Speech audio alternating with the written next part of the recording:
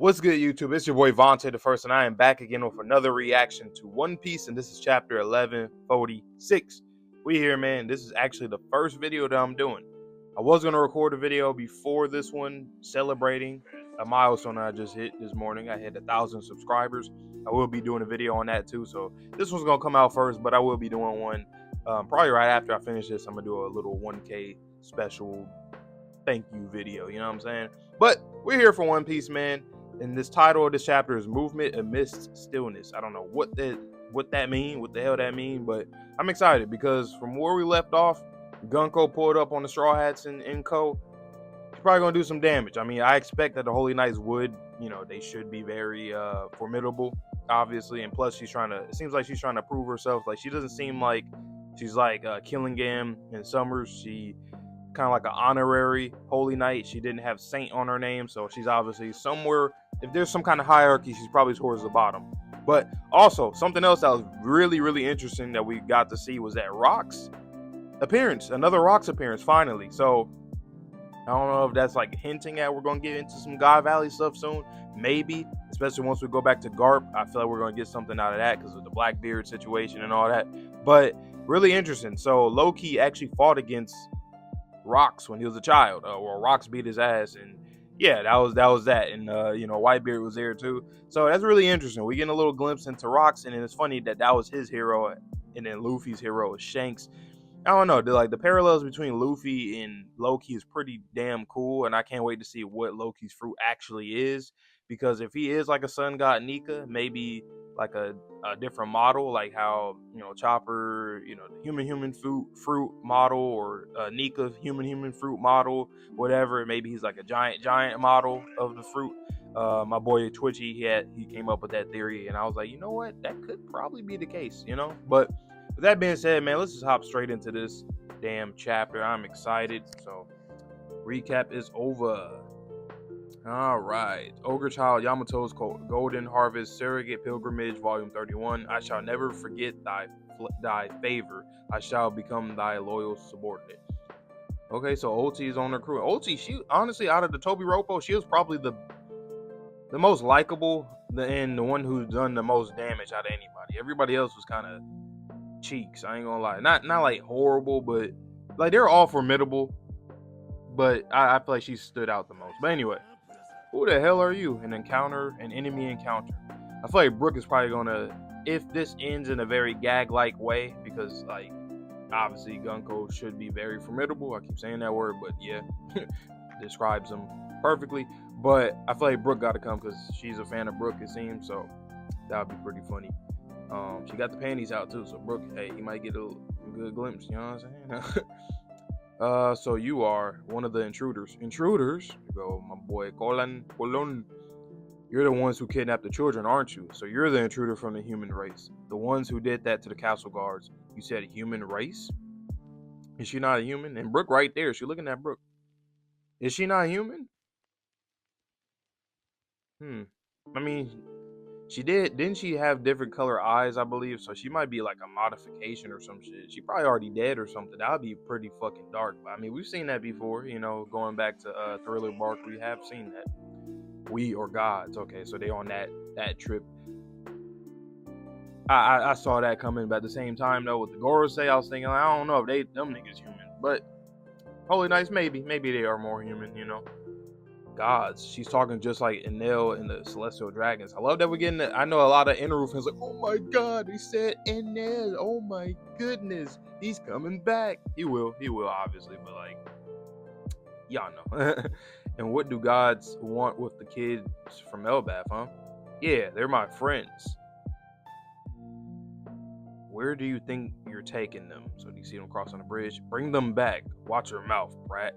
It'd be better if we could just abduct them, but with that size, there go Ripley and Frankie and Bonnie and Lilith. So they over there with them.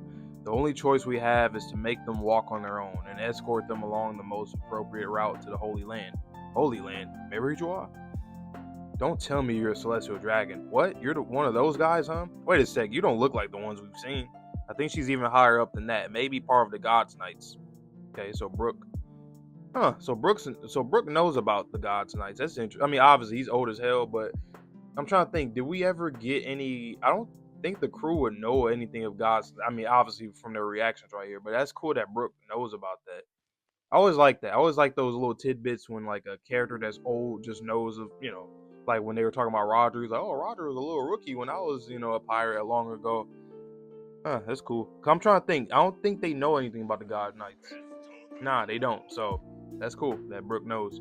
Probably seen him in passing before when he was younger or back in the day sometime. Indeed. So you want the little runts to turn them into slaves? Ah, huh? What the heck is this arrow? I won't let this happen. Zeus. Hey, Nami, you called? Hey, this arrow's following me. Get away from me. Yeah, that shit will fuck Usopp up. That shit will. Boy, he better keep running. Thunder Shark Tempo. What the? And then now the arrow's following the shark. One day the world was simply going to disappear. Or at least that's what was supposed to happen. Run, Nami. Yeah, sorry, Nami. It hit me. Wait, I hit you? Thanks. However, a portion of the humans realized this and made it known to the world. So O'Hara, Vegapunk, and Robin's mom. I believe that. Am I tripping? That's Robin's mom, right? Or is it not? Am I tweaking? Or is it Toki? No, that's Robin's mom, I believe. Yeah, she had that jacket on. Little mink on it. Okay, Usopp, you about to shoot your Kabuto? Take that. Boom. Don't think we're scared of celestial dragons, you bastard. He actually blew her fucking block off. Obviously, she's probably gonna regenerate and some shit, but like, damn. Whoa, Usopp, was that really necessary? After her body's gone, I'm sorry. Man, don't say I'm sorry. You just going about you gonna try and make giants into slaves and shit. Usopp. Don't say sorry when you hear that, when you realize that that's what she was doing, trying to make fucking turn kids into slaves or do whatever with them, you know what I'm saying? It's gonna be bad news regardless of whatever the fuck they do. What? Huh? What? I felt bad for her, but she's regenerating. This is freaky. That's right, coming back to life is something bizarre. Now that it's come to this, there's no stopping it anymore. No one can stop it now. I like that shot, Oda, you know what I'm saying? Like, no, the perspective. I'm not talking about her legs, I'm a legs and thigh guy, okay. I'm sorry. That arrow again. That thing goes straight for the target, doesn't it? Leave it to me, Usopp. Knowing exactly where the blow will land is the pinnacle of absurdity. It's like a countdown.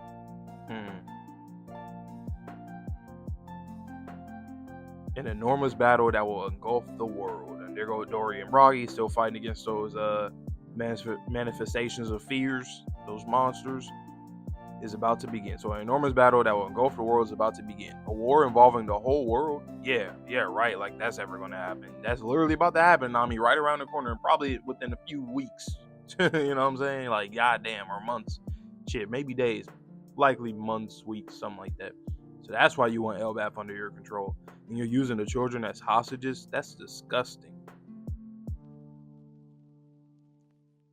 When that time comes, whoever the Giants choose to side with will drastically change the course of the war. So they like, yeah, we need their manpower. That's not happening. My boy Loki is fed. He is full. He is full as hell. They fed the hell out of him.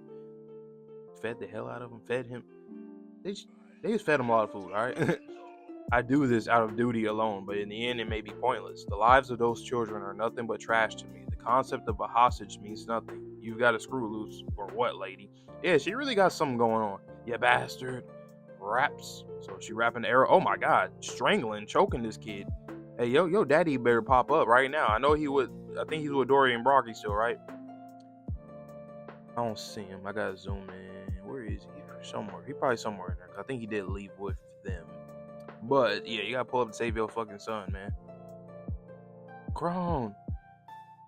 Gozenmai Gawa. Gavit. Attach. So no, Jinbei's attack means 5,000 tile strike, and Brooks means revolutionary dance. Gavote is a classical French dance given the full name in the sense of revolutionary. Okay. So they trying to attack her, but I don't think it ain't going well. Shadow. Yeah, she fucking him up with them arrows. Whoosh. Yeah, Nami. Note on the previous page, Gunko's attack is called Arrow Link or Faded Arrow. I like the name Faded Arrow. That's kind of a hard name. That mean that shit gonna hit. That's a really hard name. I like that one a lot. Faded Arrow.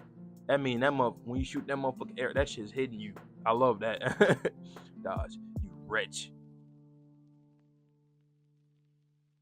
Oh damn, she need him right in this jaw. Yeah, Usopp, you got a broken jaw. Bleh. Well, is everything ready, Kerrigan? So Elbaf does have a very limited communication network. Them boys and gals getting messed up, man. And gal, I mean. That's true, but it seems there are strategic points in each village. Director Kiba.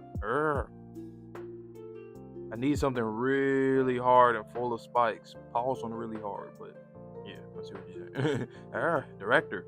Note, the difference between the Denden Mushi and the Dengo Mushi is that the first one is just for transmission, while the second one seems to imply translation. Okay. My body, it won't move. I just put your body in sleep mode, you know? This big guy here, right? Never heard of a Dengo Mushi before. Summers, try saying something through the Denden Mushi. Pretty sure everyone in Elbaf will hear you. Got it. But sorry. Hold on, Kerrigan. I'm almost done with this one. That ex-Marine Vice Admiral was supposed to have died in Ohara. Oh shit, and he's fucked up right now. Y'all better save him. Robin, Chopper, don't come out. Hide behind my hair. So, school library. Cut the peace and learning crap. You're warriors.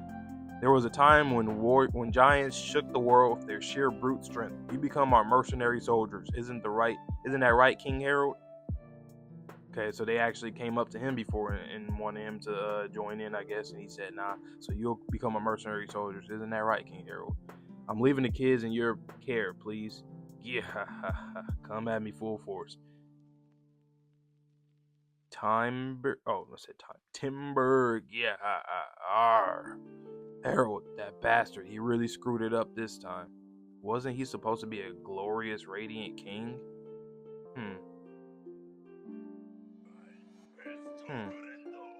Wait, is that Summers that said that? I think that yeah. For a second I was confused. I was like, it is, because he got that little cross goatee. So Harold, that bastard, he really screwed it up this time. Wasn't he supposed to be a glorious, radiant king? So yeah, they definitely went up to him before and probably wanted him to be a part of it. Maybe that's also why he turned against the culture and their tradition and their warrior spirit, just being brute warriors and shit, because of the atrocities maybe that he had to do under the command of the world government. That's probably why he got out of there, which makes sense, you know. I mean, obviously we already knew generally that's probably what it was, that he was just tired of being tyrannical and just destroying different islands and peoples and shit like that, because they're strong as fuck. Nobody can combat against giants on any normal circumstances. So that's interesting. So he changed. So really, when it all comes down to it, when this arc ends and we get into more closer to the war, and when we have the giants on our side and not the world government side, it will really be Harold's doing that kind of change. Even though it seems like the giants are soft now, quote unquote, it actually helps us tremendously, because now they're fighting on the quote unquote right side, which I mean they are on the right side, you know. So I do like that's what's going on right here. So his decision, whenever he made that decision some years ago, you know, actually saved the world in the future, you know, from the world government still running shit and doing what they have been doing for centuries, right? So shout out to Harold, whatever he did do, and once we're probably gonna get into it more obviously in the backstory, but whatever he did, that shit helped the future. I wonder if he did have a prophecy though. You know, I don't know when he got the prophecy with the whole Loki, his son killing him situation, but I had my theory that he allowed Loki to kill him because of whatever, you know, it was to repay, you know, his sins or whatever. Or he just killed himself and they pinned it on Loki, even though Loki obviously didn't do it. I don't know. It could have been any of those situations, because right now the Giants think that Loki just killed him and wanted to steal the fruit and didn't give a fuck, being disrespectful. But in actuality, he probably allowed Loki to do that for him to take the fruit, for him to save Elbaf. So really, it's what do you call it? The sins of the father kind of gets carried on to the children, but the children will be the ones who fix it for their entire. That's why I think Loki he's going to fix everything for the Elbaf warriors, where he his dad probably messed up in the past with all the previous kings and all the centuries that they've been running shit, and then he was the one that actually kickstarted. He was the catalyst to this new regime for the Giants, and then now Loki and Hydrogen are gonna take it to the next era. That's my prediction, and that's why Loki will be side by side with Luffy in the final war, just like in the mural with the big giant right beside Nika. The same thing is gonna happen here, so that's gonna be pretty cool. I also wonder, like, you know what that makes me think too? Was Rox trying to? Did he think he was Joy Boy? Was he on like some Kaido shit, but like way more than Kaido? Kaido, I don't know. But was Rox on some Kaido shit, or he was like, I am Joy Boy? Because why was he on Elbaf? I predicted, or I theorized that he was probably there to find Big Mom. Maybe Big Mom was still around the area when she first became a pirate, because we know around the time that Rox was there, I'm assuming since it was just Whitebeard by his side, they probably were like really young in their 20s or something like that. Maybe like 26, 27, something like that, right? And then Big Mom, she's about 8 years younger than Whitebeard. So I'm assuming she was probably like 17 or 20 or something like that at the time. Maybe they were even in their early 20s. Maybe Rox and Whitebeard were probably like 23 or something, and then she was probably like a teenager. And then obviously Loki was probably like 10 years old at the time.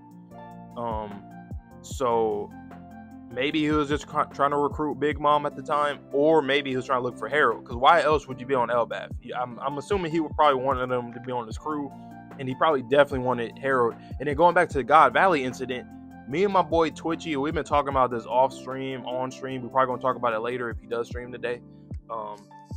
So go to his channel, Mr. Twitchy94. Go head over there and watch his reaction, whether live or in the VOD, because he's going to stream it. But anyway, we've been talking about like the whole Roger teaming up with Garp situation against the Rocks Pirates. We keep thinking like that's kind of like Garp is already in the hot seat in our opinion. But then Roger's like, really? You're going to side with the world government to protect the Celestial Dragons and their slaves against Rocks? I understand that's your foe, that's your enemy, but like, I would think that they would have more pride as pirates to be like, fuck the government. We're going to help each other, beat the government, then we're going to fight it out at the end. That's, you know what? I would think that would make sense. I don't care what anybody says. I think that whether it's morally, anything about it just makes more sense in my opinion. But it is what it is. That's why I think he's kind of fraudulent, him and Garp. But we'll talk about it in another video or stream. But I feel like Rox, him going over there, him being a big threat to the world government, and then knowing that obviously here the Celestial Dragons, they wanted to recruit Harold, and they also wanted to recruit Loki right now. So maybe Rox tried to also recruit Harold back then. You know, like maybe that's why he came to Elbaf, and they thought, oh, that would be a huge threat if he had the these giants on his side. So the world government also tried to do the same thing, and then they also teamed up against the Rocks Pirates to eliminate them. So yeah, whichever side the Giants are on, it seemed like that is a definite dub, which makes sense, and that's something that I love because I always felt like Giants should actually be strong in any series. I hate when sometimes they go on too much of the David versus Goliath type of story. I don't like that all the time. I love a David and Goliath. Don't get me wrong. I love underdog. I love it. But sometimes you got to protect the Giants. Make the Giants really some strong ass, brute strength ass people. I hate when they always lose in every story. I don't like that all the time. So I like that in this, they decide the ties of the battle. So we're probably going to get into Harold's story a little bit. And yeah, we're gonna see how this works, how this all goes down. I'm excited for this. So, but Gunko, she was showing out. She was going crazy against them, soloing them. And now we got Summers over here doing his thing. But it was a pretty decent chapter, though. I like getting other Straw Hats in the mix and fighting. Usopp actually did some crazy shit, even though she regenerated, which is also a big problem. They can regenerate. So how the fuck do we beat them? What do you got to do against them to completely eradicate them? That's interesting. I'm assuming maybe hockey, since hockey is supreme, you know, it is king, as Kaido said, as Jump Rope said. Nah, but let me know down below how you guys like this chapter, and did you like my reaction too? So let me know. I may or may not release this video before or after my 1000K subscriber video. We'll see. So whenever it comes out, you'll see it. But I already referred to it in the intro that I was going to do that one after this one. But it depends. But anyway, though, I hope you guys all enjoyed the video, enjoyed the reaction to the chapter. And I'm going to see you guys next week. So with that being said, man, please stay safe, stay healthy, stay clean. See you guys on the next video. And peace.